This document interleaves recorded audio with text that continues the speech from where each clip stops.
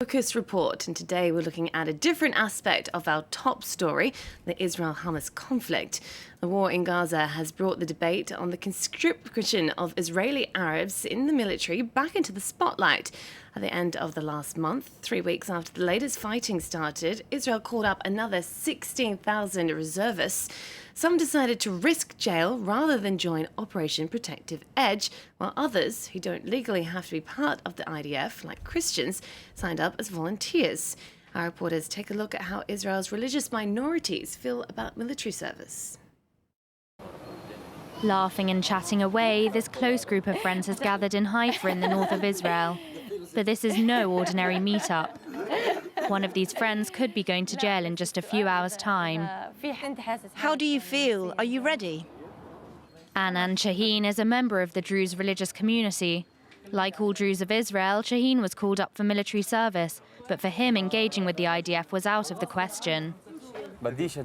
I refuse to take part in the compulsory military service imposed on the Druze. There is no one on this planet who can force me to fire a weapon against my people. Yes, I am one of those people. I am Palestinian.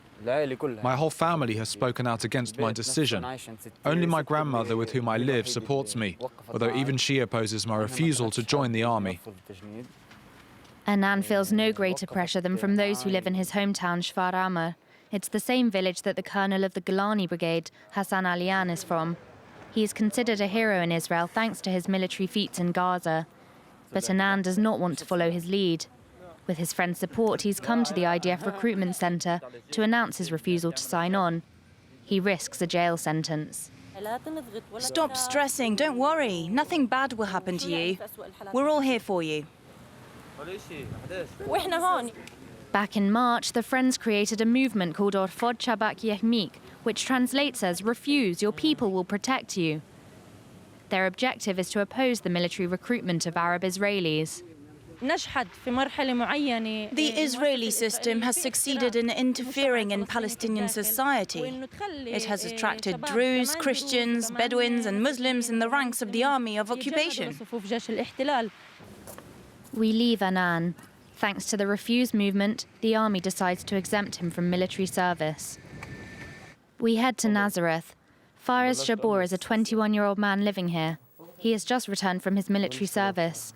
Like all Christians in Israel, he was not obliged to serve, but he chose to sign on voluntarily. I love the atmosphere of the army. I made lots of friends, true friends who help each other out. We had to sleep out in the cold together several times during winter. It was at times like that that I saw what friendship really means. Faraz was assigned a position serving in the army infirmary. It was there that he found his true calling, and he's now preparing for his nursing exams. Faraz says that the structure of the IDF allowed him to study, ensuring him a future. Since becoming an Army Reserve member, he doesn't hesitate to defend what he considers his homeland. I do not consider myself Palestinian. I was born in the state of Israel. I have been treated in Israeli hospitals here, been fed here. My work is here. My education was here. There is nothing Palestinian in me. Faraz often participates in workshops focused on the recruitment of Christians in the Israeli army. These workshops were established in 2012 and are run by Father Gabriel Nadaf. He is constantly threatened because of his calls for young Christians to sign on. This is the door that will lead young Christians to the heart of Israeli society. And that's the way we are preserving our Christian identity. Father Nadaf refuses to consider Christians as Arabs. His voice remains a minority, but thanks to his workshops, the number being recruited in his community is growing. We live in safety, in a democracy. Our only fear is the fate that awaits us if the terrorists manage to enter the state of Israel. They would massacre the Christians,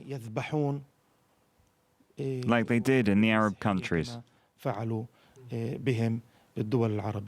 The war in Gaza has brought the debate on the recruitment of Israeli Arabs back into the spotlight. Many young Israelis continue to be torn between multiple identities which are in conflict. That was Focus. Now it's time for Media Watch with James Creedon. Hello, James. Good evening, Jade. Despite some technical